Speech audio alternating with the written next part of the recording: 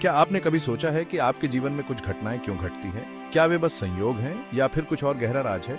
जिंदगी के सफर में हम अक्सर अपनी खुशियों और गमों, अपनी सफलताओं और असफलताओं के पीछे के कारणों पर विचार करते हैं। क्या यह सब अचानक होता है या कोई बुनियादी सिद्धांत है जो हमारे अस्तित्व को नियंत्रित करता है?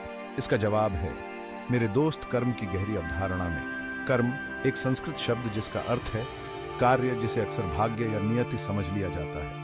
हालांकि ये उससे कहीं अधिक सशक्त है। कर्म सच्चा या इनाम की व्यवस्था नहीं है, बल्कि कारण और प्रभाव का एक सार्वभौमिक नियम है। इसका मतलब है कि हमारा हर कार्य, विचार और इरादा एक लहर पैदा करता है जो न केवल हमारे वर्तमान बल्कि हमारे भविष्य को भी आकार देता है।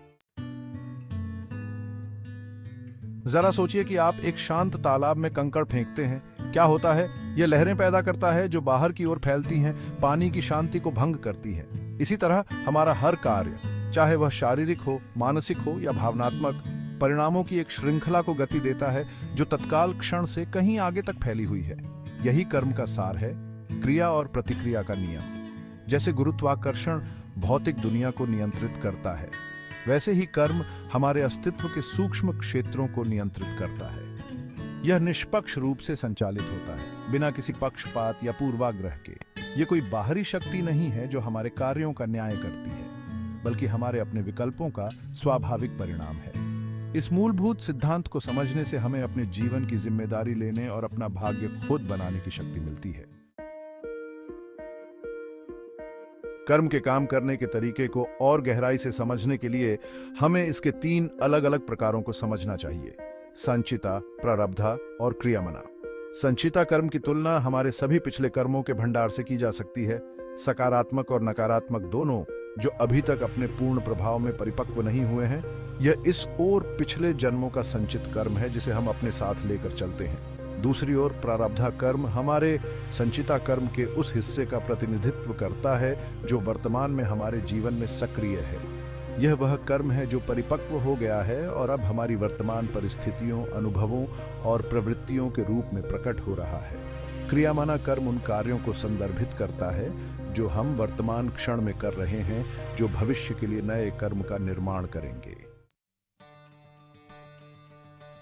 कर्म के मूलभूत सिद्धांत को सरल लेकिन गहन कहावत में अभिव्यक्त किया जा सकता है: जैसा बोओगे वैसा काटोगे। जिस प्रकार धान बोने वाले किसान को धान की फसल मिलेगी और कांटे बोने वाले को कांटे ही मिलेंगे, उसी प्रकार हमारे कर्म ही हमारे अनुभवों की गुणवत्ता तय करते हैं। यदि हम ऐसे कार्य करते हैं जो हानिकारक, धोखेबाज या दुर्भावना से प्रेरित हैं, तो हम नकारात्मक कर्म पैदा करते हैं जो अनिवार्य रूप से हमें दुख देंगे। इसके विपरीत, जब हमारे कार्य दया, करुणा और सत्यनिष्ठा में निहित होते हैं, तो हम सकारात्मक कर्म करते हैं जिससे खुशी, पूर्णता और आध्यात्मिक विकास होता है। यह सिद्धांत न केवल हमारे शारीरिक कार्यों पर लागू होता है, बल्कि हमारे विचारों, शब्दों और इरादों पर भी लागू होता है। हमारे हर विचार, हमारे हर शब्द और हमारे हर इरादे में एक निश्चित कंपन आवृत्ति होती है जो हमारे कर्म की समग्र गुणवत्ता में योगदान करती है।